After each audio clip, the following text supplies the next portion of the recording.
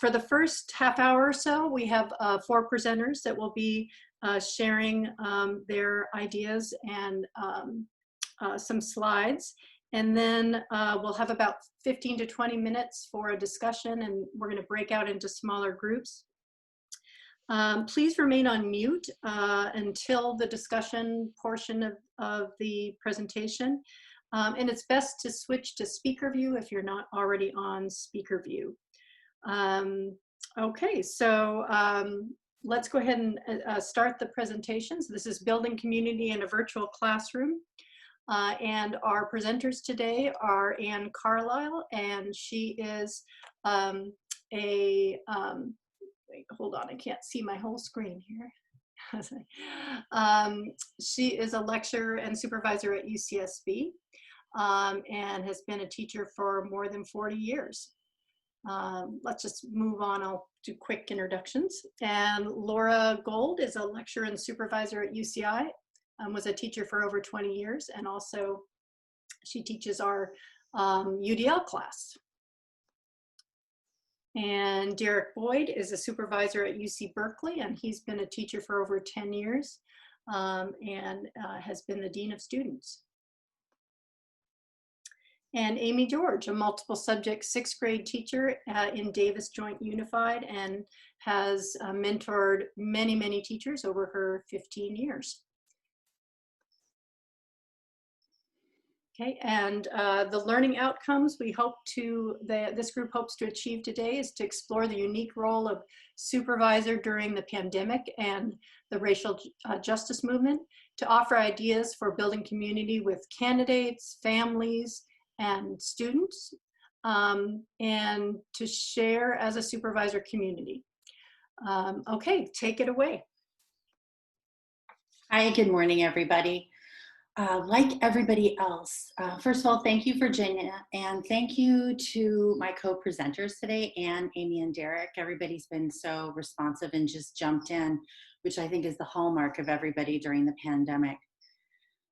As I went into this presentation, I know so many people have been thinking about how do we support candidates, students, and mentor teachers and families during this period of time.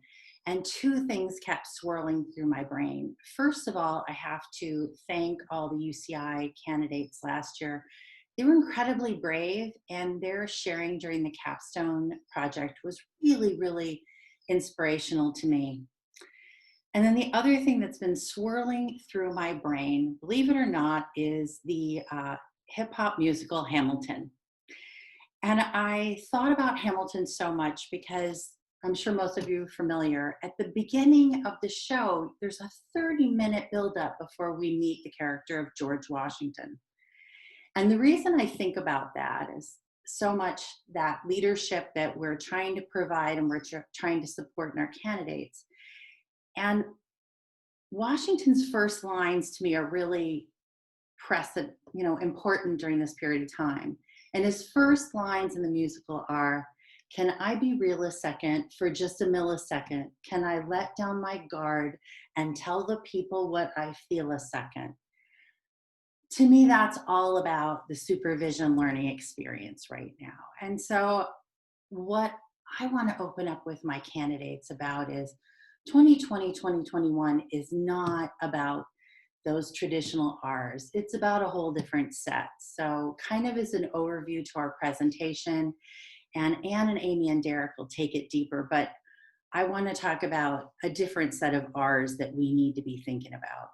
The first one is to be real. This is stressful. This is incredible. And we do not do our candidates or our students or our families any help by not being real with them and allowing them to be the same with us. The next thing is I want to keep in my mind that candidates and their students have the right to experiment, to fail, to succeed. That is what equitable access to me is about. It's supported by the law and by our TPEs. And then number 3, of course, is the relationships. We need to get to know our students deeply. We need to get to know our candidates deeply. And Anna's going to share some wonderful things with you. And it's important for me to also say, I feel like we want to build on students' assets and all the learning that they've done in the pandemic. And I want to push aside this idea of they need to catch up or they're behind. I think we need to talk and be real about resources. We have to understand the learning spaces that both our candidates and their students and families are involved in. We need to address technology and material needs. We've attached, and the 4 of us have been building a Google Doc that will be part of your resources about different ideas that we have about community building. Amy is going to take us really deeply into rituals and routines, celebration circles, check-ins, gatherings, and how to build consistent patterns and norms that children, even in the midst of all the mijigas around them, can really latch onto and feel secure in. Derek is really going to go deeply with us about how to reach out and be responsive, how to give the equitable time, attention, feedback to families and to kids. Some candidate may need more time with you, another candidate less. Some children may be okay in a small group setting or even the whole class Zoom situation, and some children may need to confer. We just need to be present and responsive on all those levels. Number 8, one of the things I took away from our UCI candidates was the idea at the beginning when they were in their student teaching mode online or remotely, there was too much busy work happening for their students, too much sort of meaningless activity. And so we really want to support our candidates in developing rigorous but meaningful and purposeful assignments, things with options for completion. Virginia mentioned UDL, and I want to really use that universal design principle to help candidates think about, can their student respond on Flipgrid? Can they create a Google slide deck? Can they call the teacher and talk about their response? How can we emphasize quality over quantity and a real humanity to what we're doing? Finally, we need rest and we need reflection. We all do. And I want to encourage my candidates to take that time for themselves. Thank you all very much. And with that, I would love to hand the virtual mic over to Anne. Thank you. And would you just be on hand to advance the slides, Laura? I will be your tech person. Okay, thank you. So I'm thinking about what I want to do is talk a little bit about how I spent time building my community with my candidates. And the first thing I did when I first got to know them is I shared who I was. Okay.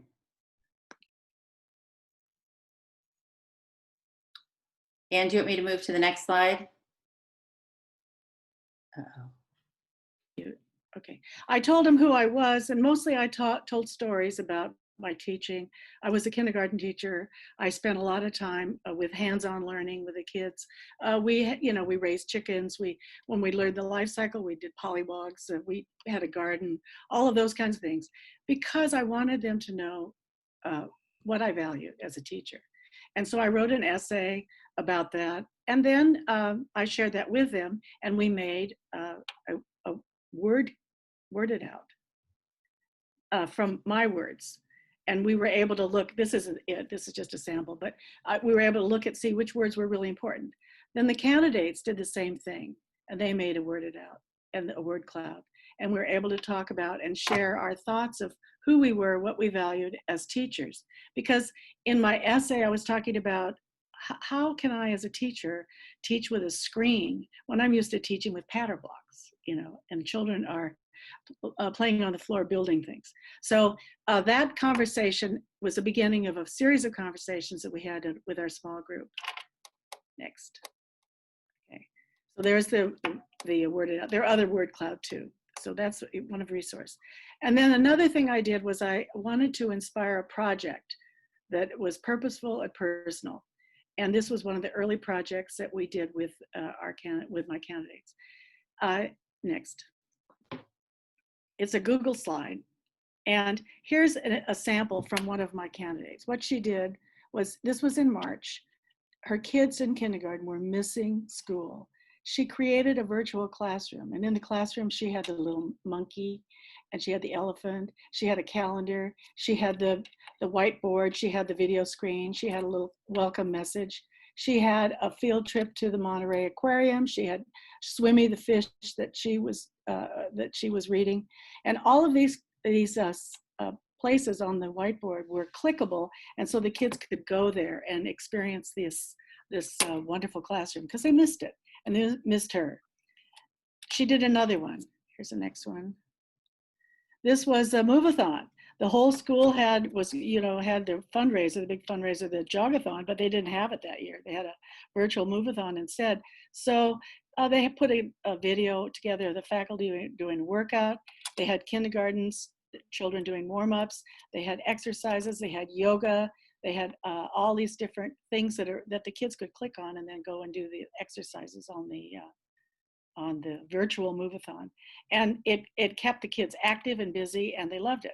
So I was so inspired with her work that I made my own. And what this is my office, and here I am. That's my little Bitmoji. And we have all of these manipulatives that I value and I use in my teaching, and I wanted them to have a chance to click on them and experience them and work with them. So I put together this, and this is an interactive slide. So all of them are connected to virtual manipulatives. So just in closing, what I wanted to just stress is keep on, and you could, keep on sharing who you are. I think it's important, if you value what you value, you share who that is, so that the candidates can know who you are and what you think.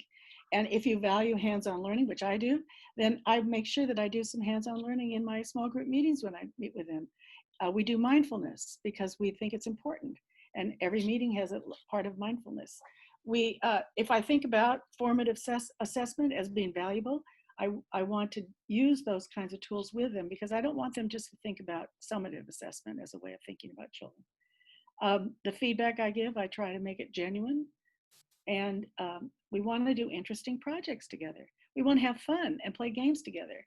And so I model with them what I hope they will actually do with their students. So the Friday seminars that we have after they had their 4 days of work with their children, I think give them the boost to do the next thing with them. So that's it. Thank you. Awesome. I think it'll be easier if I share my screen, because so Laura, if you go to the next screen, I put a link in here for everybody once we share the slideshow with everybody, but I think for this, because I tried to put my slides in it and the formatting didn't work out. So I'm going to share my screen with the slideshow. Brilliant. I think that, yes. So then you don't have to click everything. Okay.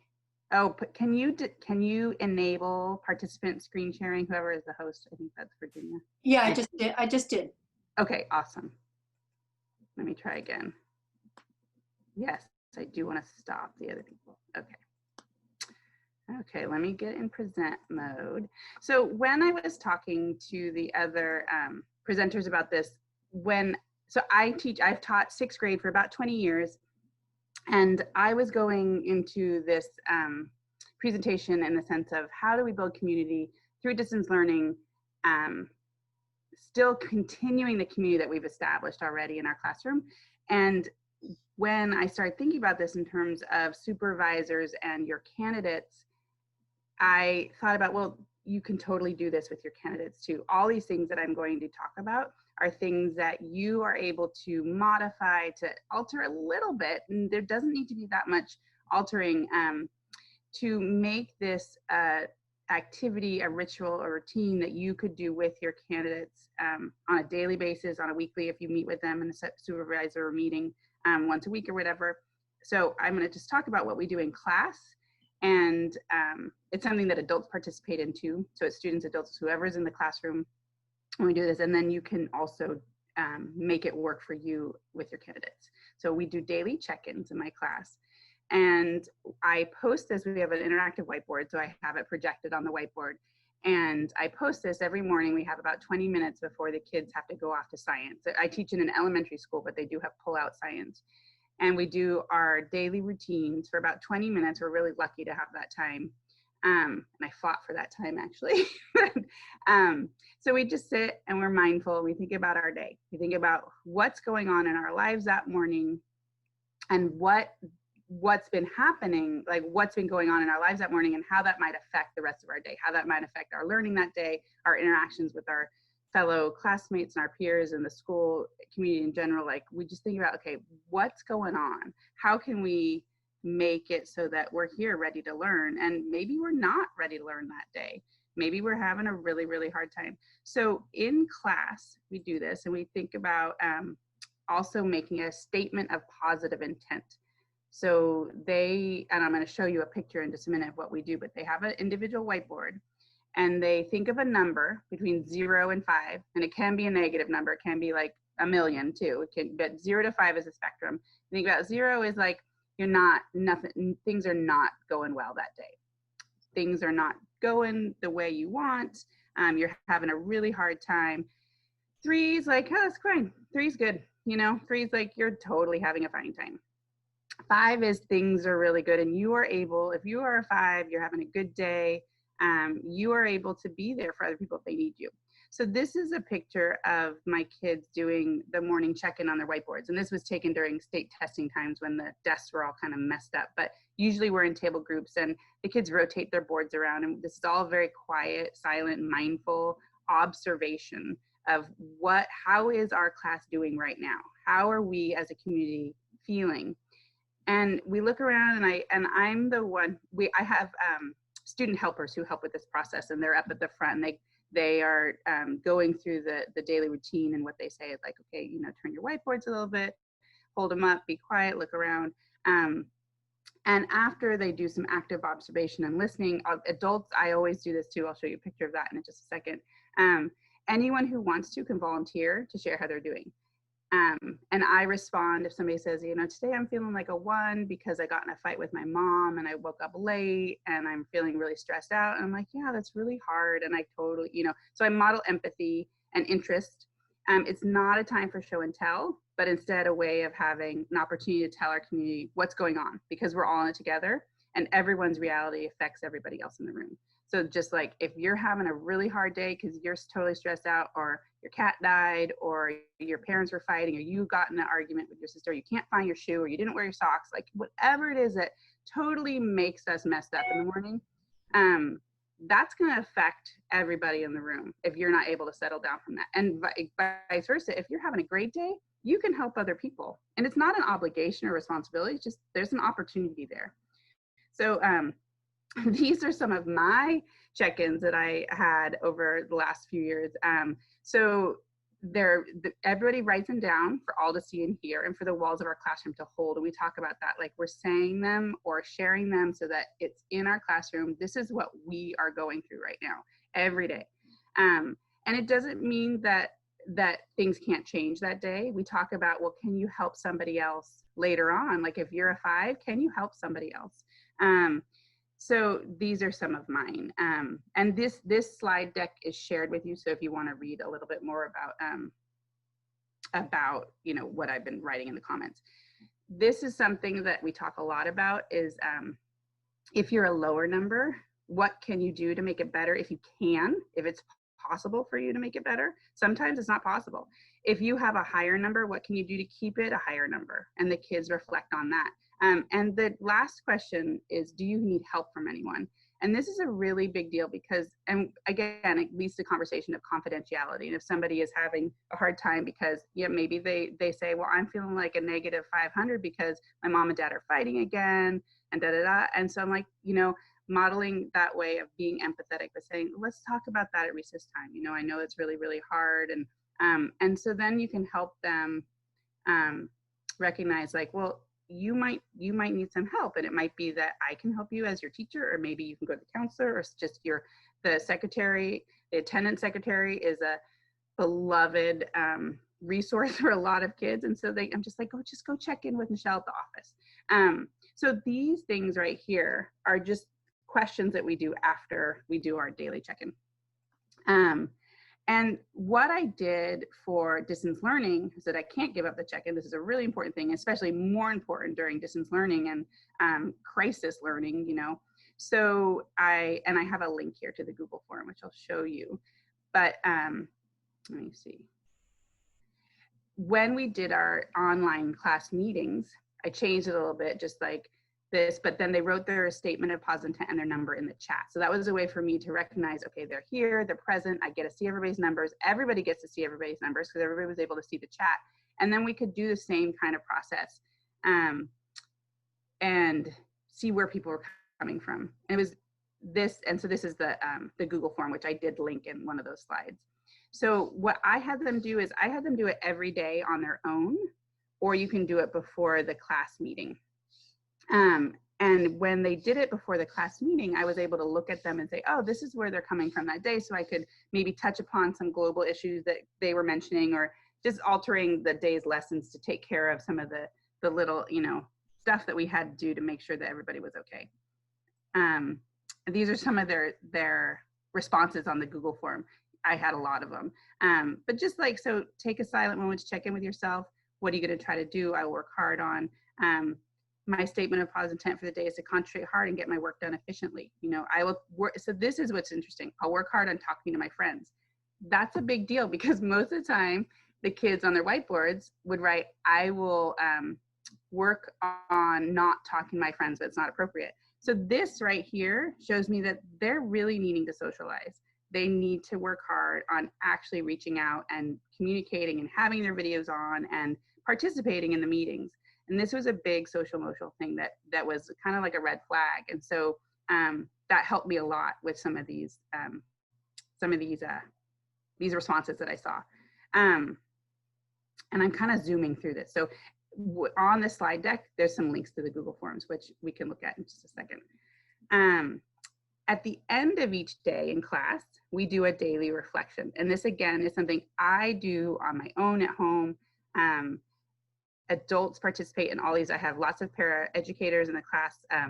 I have, you know, my student teacher. So everybody does both of these processes. And the daily reflection is something that we do. And again, it's voluntary if kids want to share, but they all want to share, which is a wonderful thing. So usually I have to pick sticks. But we talk about, you know, Amy, I'm sorry. Yeah. I'm sorry to interrupt, but we are on a really tight schedule. Yeah, so we'll have to. Oh, I'm sorry. Okay. Oh, sure. Review the rest. It's wonderful. Oh, yeah. Yeah. Okay. No problem. I don't have a clock, so I'm in. Okay. Yeah. All right. Okay. Thank you. Awesome. Thank you. So I was looking at building community with families. I taught in Oakland. I'm a math teacher from Oakland for 10 years. And then currently I'm a dean of students at my school. And my focus largely has been on working with families, especially in this really strange time. And this coming school year shifts greatly how we look at family engagement and engaging with families in general. You know, there's no bake sales for them to come up to. There's no like hall monitoring, right? So it's very different. And so how we communicate with families, I broke them into 3 different ways. So one was communicating consistently. Parents really want to give their feedback and share what their concerns are, what their goals are, and they want to know how they can support each other and support the school and the students. So surveys, quick Google Form surveys are a really great way to assess that, and it aggregates the data for you. A newsletter or a homepage for a school website is really helpful. So it's a place to share resources, to give updates on what's happening at your site, what's happening with your students, what's happening with your teachers. So they always feel like they're in the know, and they're not kind of twisting in the wind, waiting to hear what's happening. And then town halls and forums. So we've done this when we had our first, like, hey, this is what we're going to do this year with distance learning, and having those pretty regularly so that you can get a large group of parents together. They can see each other. They can see admin and any teachers that are coming to the town halls, so they can hear any large kind of information shares. The websites are great, but parents really, I found, enjoy seeing the faces and asking questions when they have them in those spaces. So next slide. Thank you. Also meeting the parents where they are, similar to your candidates to students, right? Figuring out what's happening for their lives. So home visits, we have 2 of these protocols in the resource that's going to be shared at the end of the slideshow. But doing, a video call with parents, either on Zoom or FaceTime or however you video call with them, to learn really like where are students working, right? And so I share this with my candidates in an effort to, because I knew last year we had a lot of teachers frustrated that their students weren't doing work, and we did a home visit and saw like, oh, well, this student is working in a room with 3 other kids.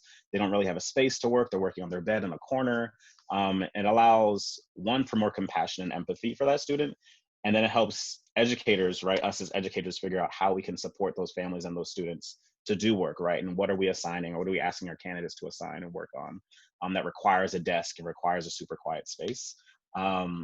And I found that parents really appreciate the home visit, so they can kind of share their world and problem solve with you. And then Zoom and distance learning troubleshooting sessions. So it's okay.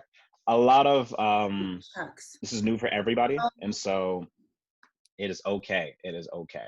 A lot of us are figuring out on the fly what's happening with Zoom. We know it, backwards and forwards almost, because we need to use it every day. Whereas parents aren't really sure what's going on all the time if they're not using it for their own work. And so providing opportunities for parents to come in to learn what's happening in the interface, to know what they should be seeing if they peek over their child's shoulder and they see like, oh, there's only you on the screen. Is there anybody else in the session? What's going on? So anything that can kind of support them in that. And then small group schedule walkthroughs, 2 to 3 families at a time, to kind of walk them through whatever the schedule the candidate's school is going through, so they can understand and they can predict when their student should be working and should be busy, and not taking everything at face value. And so they know what's going on.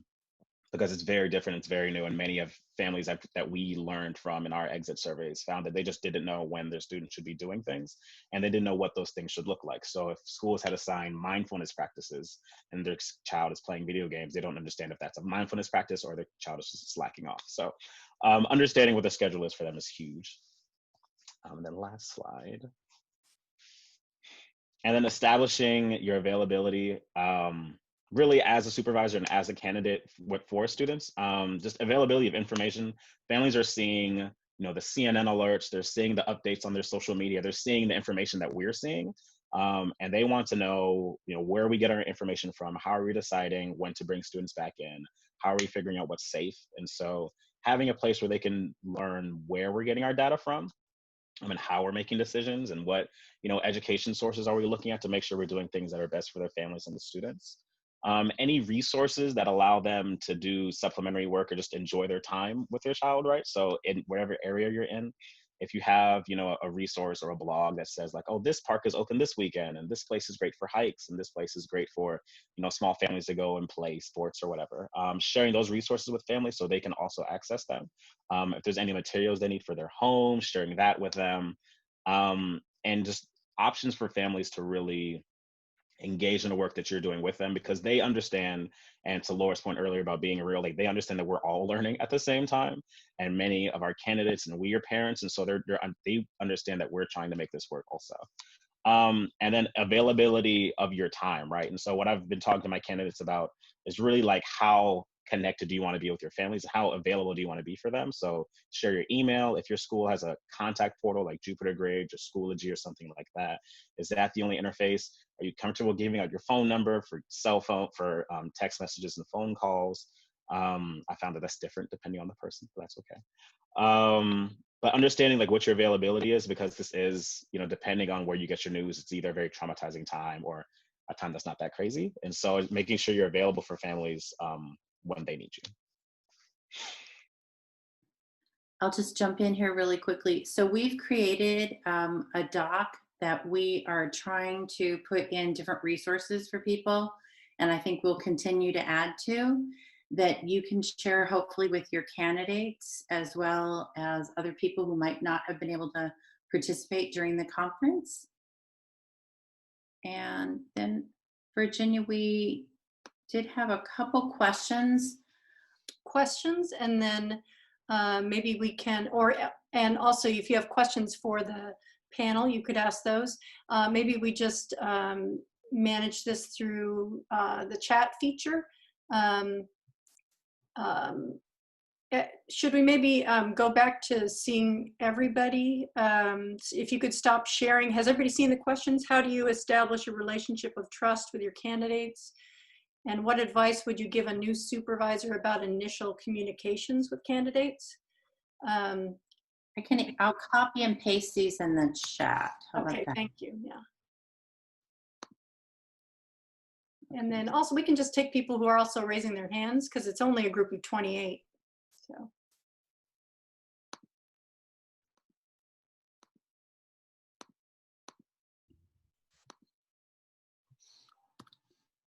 I have a question for Derek, if that would be okay. Yeah, please, go ahead.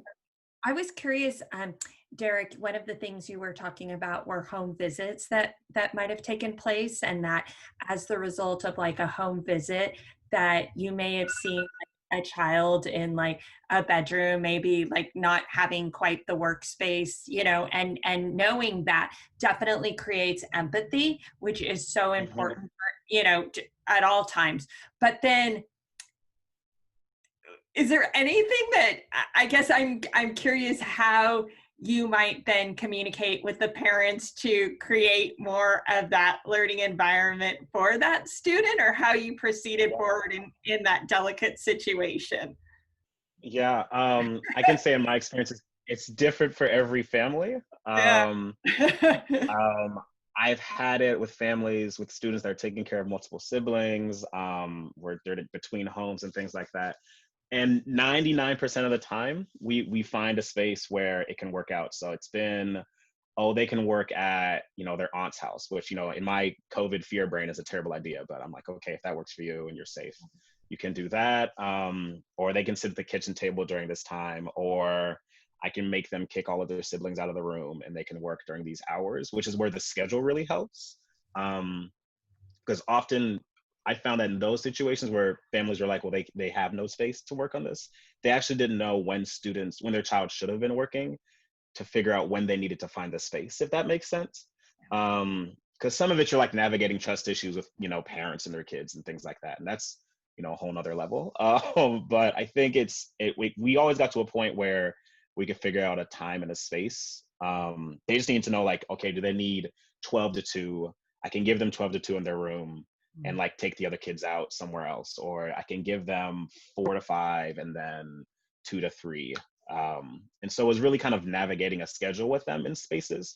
But yeah, it's hard. I'm not gonna lie. It was the first couple of home visits I did personally were tough because they were in early March or late March when, you know, the world was on fire. And so working that out was tough, but it definitely can happen. I would say, yeah, I'd say that. I'd say there's always, you know, space in a room for a certain amount of hours. It's not necessarily like they don't have space for it, but they don't have time to be in the space. Does that make sense? Yeah, thank you so much. I really appreciate that. And one of the things that you definitely just talked about, which I feel like was definitely one of your slides, was just the importance of proactively creating that relationship with the families, so that when those, you know, delicate issues come up, that you have that foundation that you've built. Mm-hmm. So, Absolutely. thank you. Yeah, that makes it much easier. No problem. Yeah. No problem. Thank you. Other questions for the panel or responses to the questions? Mary? Yeah, I just wanted to thank all of the presenters. They all touched on a lot of great things. And just to piggyback on what Jennifer and Derek were just speaking of, and as a supervisor coming in, you know, we only are going in to sit on these lessons and into their community just a few times during the semester. And so it was interesting because there's such an equity issue, as you're mentioning, between homes. Some homes, there were 3 to 4 kids, you know, in the same space. Others one child had his own bedroom and so forth. So the question I would have as a supervisor is, how to also build that community so that we can support the student teacher as well. I had to be introduced each time because the teacher was kind of joking, like, so this stranger that you see on the screen, the supervisor as itself, we're not there as the mentor teacher all the time. We're not there as a student teacher constantly. And so what suggestions do you have? Maybe that goes back to Anne, because Anne had spoken about small groups, to have the supervisor feel in this distance learning to be part of that community more. I think my frustration as a new supervisor is I would be doing that constantly as a teacher on a daily basis, working with them, but as a supervisor popping in to support the mentor, to support the candidate, and also kind of juggle along the mentor teacher's schedule, of allowing you to be there. What suggestions do you have, any of the presenters that you have seen as a supervisor that's really worked? Because we're in a really different role than the teacher that's there on a daily basis.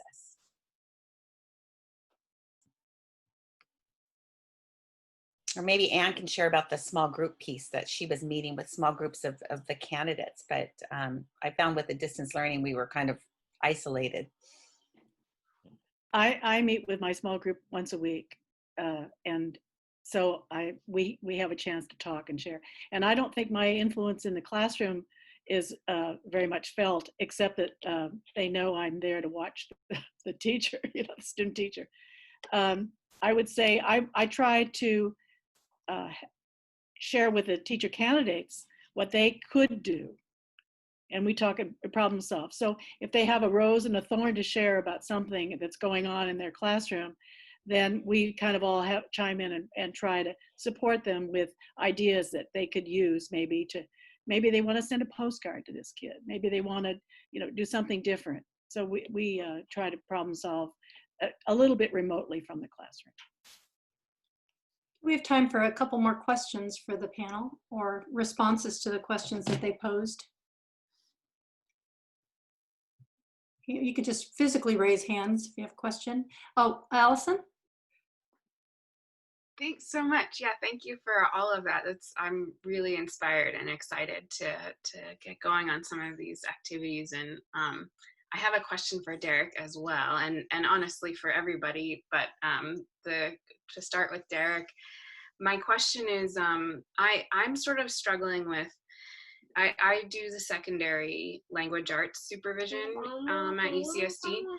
And, so that's as young as 6th grade and sometimes up to 12th graders, right? And I think one thing that I'm struggling with is like advice in terms of what level, if any, of parent support should be even expected at all with the work that we assign, because normally, under in-person learning, I've always, as a teacher, tried to only send homework home that is mostly independent practice, finishing up what we started in class.